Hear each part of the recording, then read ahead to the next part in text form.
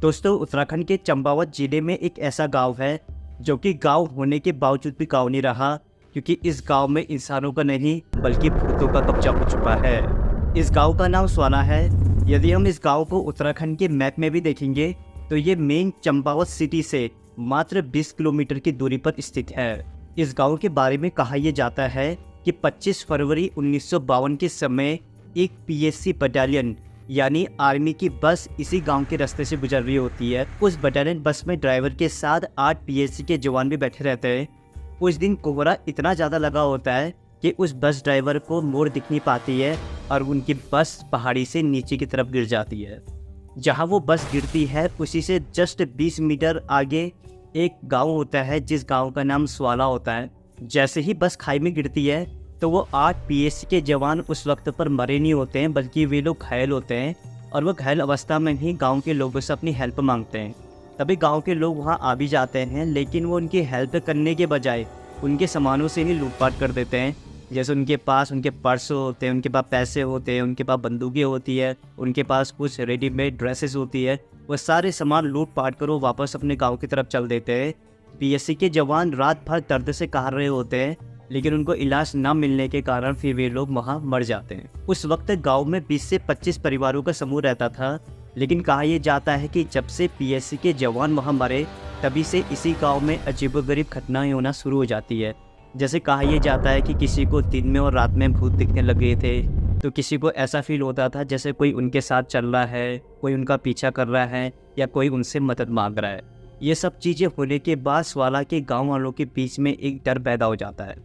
ये सारी चीज़ें देखने के बाद गांव के लोग यहाँ एक दुर्गा माता का मंदिर स्थापित कर देते हैं। ये मंदिर वो उसी जगह पर स्थापित करते हैं जहाँ से वो बस नीचे खाई की तरफ गिरी थी। तो वहाँ पर कोई दुर्गा माता की मूर्ति को स्थापित कर देते हैं और एक शिलालेख में 8 पीएससी के जवानों के नाम लिख देते हैं, जिसे अभी आप स्क्रीन में देख सकते हैं।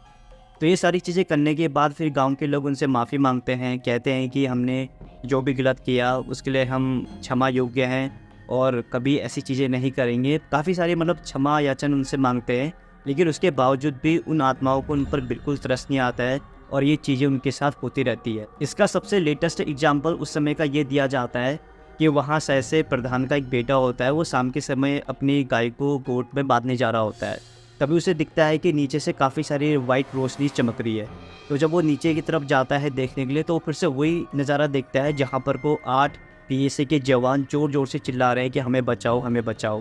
और वो प्रधान का लड़का वापस अपने घर जाता है और सभी लोगों को बताता है कि ये गांव अब हमारे रहने के लायक नहीं है, क्योंकि अगर हम इस गांव में और रुके तो शायद से ये गांव हमारे लिए ही कुछ नुकसानदेह हो सकता है, क्योंकि जो ये आत्मा है ये अभी तक हमसे नाराज़ है।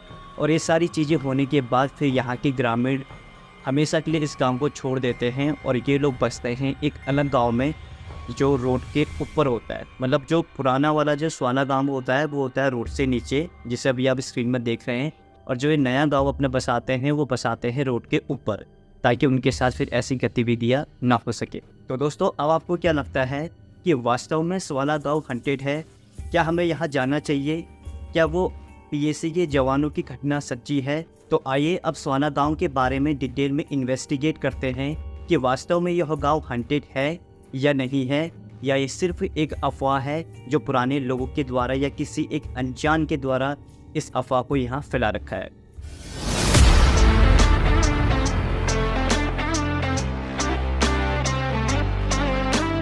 कहने वाले को कहने तो हम तो रह रहे नहीं, तो हमें पता नहीं होता। रात दिन हम यहाँ रहते हैं, कोई मतलब ही नहीं। इतने सैनिक गिरे थे यहाँ से नीचे पीएससी के बटालियन वाले, उन सबको लूट लिया था। खाली कहते हैं यहाँ के लोग, किसने कहा भूत है हमारी तो जन्मभूमि। सो दोस्तों, 1952 के समय यहाँ पीएससी की गाड़ी गिरी थी, जिसमें 8 पीएससी के जवानों के साथ यहाँ गांव वालों ने लूटपाट करी थी।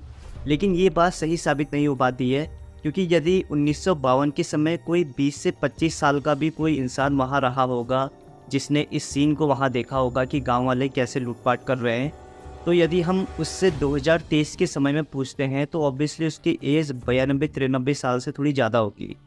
तो इस चीज़ का कहीं हमें सटीक प्रमाण नहीं मिलता है कि गांव वालों ने उनके साथ लूटपाट करी। हाँ, ये बात ज़रूर सही है कि पीएससी की गाड़ी यहाँ 1952 में ज़रूर गिरी थी, लेकिन गांव वालों के द्वारा लूटपाट का कोई केस यहाँ नहीं मिलता है, बल्कि ये किसी एक अनजाने किसी एक इंडिविजुअल पर्सन के द्वारा फैलाई गई एक फेक बात है। गाँव वाले भी इस बात को एक्सेप्ट करते हैं कि 25 फरवरी 1952 के समय पीएसी की एक गाड़ी यहाँ गिरी थी, लेकिन वो इस बात को रिफ्यूज़ कर देते हैं कि हम लोगों ने उन आर्मी वालों के साथ लूटपाट करी। क्योंकि दोस्तों वो ज़माना इतना ज़्यादा पुराना था, या ये कह सकते हैं कि वो ज़माना इतना ज़्यादा सीधा था कि उस समय आर्मी वालों के साथ कोई लूटपाट करे ये तो कोई सवाल ही नहीं बनता है। ये लूटपाट की बात किसी एक बाहर के व्यक्ति के द्वारा फैलाई गई है ताकि ये गांव बदनाम हो सके। रही बात गांव में दिखने वाले भूतों की, या यूँ कह सकते हैं कि इस गांव में जो ये आत्माएं दिखती हैं, ये सरासर बात झूठ है। क्योंकि अभी भी गांव के लोग दिन के समय यहाँ जाते हैं, वे लोग अपने खेतों की देखभाल करते हैं, वे लोग यहाँ खेती भी करते हैं। उन लोगों ने अपने जानवरों को भी यहाँ पाला है। आप देख सकते हैं कि कैसे उनके यहाँ गौशाले हैं। और जैसे जैसे रात होती है तो ये लोग अपने गाँवों को चले जाते हैं।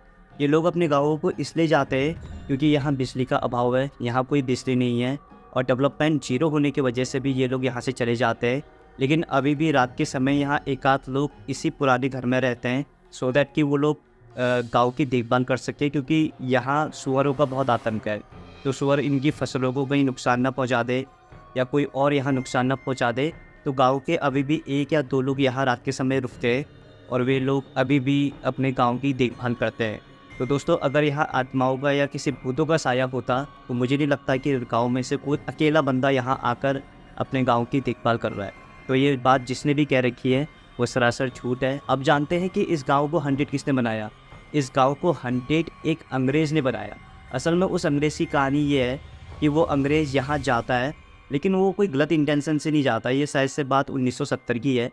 तो जब यहाँ जाता है तो इस गांव के थोड़ा सा स्ट्रक्चर को देखकर, इस गांव का जो आप देख ही सकते हैं कि स्क्रीन में कैसा ये गाँव दिख रहा है, तो वो वापस यहाँ से जब जाता है तो अपने दोस्तों को और जहाँ वो रुका होता है अपने आसपास के इलाकों से कहता है कि यार मैं स्वाला गांव गया था और वहाँ का जो स्ट्रक्चर है, वहाँ का जो सुनसानपन है, तो मुझे तो ऐसा लगा कि जैसे वहाँ कोई भूत होगा। सच में हंटेड लगा। दिन के समय में भी काफ़ी डर लग रहा था। तो उसी की बात को, उसी अंग्रेज़ की बात को लोगों ने ट्विस्ट मिस करके, और जो आर्मी के जवानों की वहाँ बस गिरी थी उस बात को भी इंडिकेट करके, दोनों बातों को जोड़कर इस गाँव को हंटेड कह दिया। कहने लगे कि अंग्रेज़ ने भी कहा कि वहाँ आत्मा है, और ऐसे करते करते करते करते ये बात एक मास हिस्ट्रिया बन गई। मास हिस्ट्रिया बेसिकली उसे कहते हैं कि आप उससे कोई और बात कर रहे हो और वो बात सर्कुलेट होकर होकर पता नहीं क्या बन जाती है। तो इस गांव के बारे में जितने भी बातें कही गई वो सरासर झूठ है। वो बेसिकली मास हिस्ट्रिया का एक शिकार है कि अंग्रेज ने कुछ और कहा और उसकी बातों को लोगों ने क्या से क्या बना दिया। उसने सिर्फ इतना कहा कि दिन के समय इसका स्ट्रक्चर से गाँव थोड़ा सा हंटेड लगता है, लेकिन उसने ये नहीं कहा था कि उसने यहाँ आत्माएं देखी या उसको कुछ ऐसा सुनाई दिया या उसको कुछ ऐसा फील हुआ जिससे कि यहाँ से भूत जाए। उसने सिर्फ एक स्ट्रक्चर के बेस पर ये कहा कि ये गांव थोड़ा सा हंटेड लगता है। लेकिन लोगों ने उसकी बात को पता नहीं कहाँ से कहाँ तोड़ मरोड़ कर ऐसी बातें कर दी। ये बेचारे इन गांव वालों को इतनी बदनामी और इस झूठी बात को अभी तक ये लोग ऐसे ही सहते हैं। चलो, उस अंग्रेज ने तो इस गांव के इंफ्रास्ट्रक्चर को देखकर ये कहा कि ये गांव दिखने में हंटेड है, लेकिन इस गांव को 100% हंटेड बनाने का श्रेय आजकल के न्यूज़ चैनल वालों को दिया जाता है, जिन्होंने ना जाने इस गांव के बारे में क्या क्या बातें ऐसे कर दी। वो मसाला वसाला डालकर कुछ ऐसी बातें कर दी कि इसको हंटेड होने से और ज़्यादा हंटेड बना दिया। उसके बाद फिर जितने भी आप इस गांव के बारे में आर्टिकल्स पढ़ेंगे, सारे आर्टिकल्स में ये लिखा है कि यहाँ एक पीएसी के जवानों की बस गिरी थी, उसके बाद यहाँ आत्माओं का साया हो गया और आत्माओं से परेशान होकर लोग यहाँ से भाग गए। तीसरी चीज़ कि जो बाहर के जो यूट्यूबर्स आते हैं उन्होंने भी इस गाँव को काफ़ी बदनाम किया है। उन्होंने भी इस गांव के बारे में कुछ ऐसी वीडियोस बना रखी है कि हमें यहाँ भूत देखे, हमारे साथ ये हुआ वो हुआ। तो इसीलिए स्वाला गांव को लोगों ने हंटेड प्लेस दे दिया, लेकिन ये हंटेड प्लेस नहीं है। ये वास्तव में बहुत खूबसूरत गांव है। अगर आप इस गांव को देखेंगे तो आप देख सकते हैं कि चारों तरफ कितने बढ़िया बढ़िया पहाड़ है, कितने प्यारे खेत हैं, नीचे की तरफ बहुत अच्छी नदी भी है और काफ़ी शांत माहौल है। काफ़ी सारे यहाँ चीज़ें ऐसी हैं जिन्हें आप देख सकते हैं।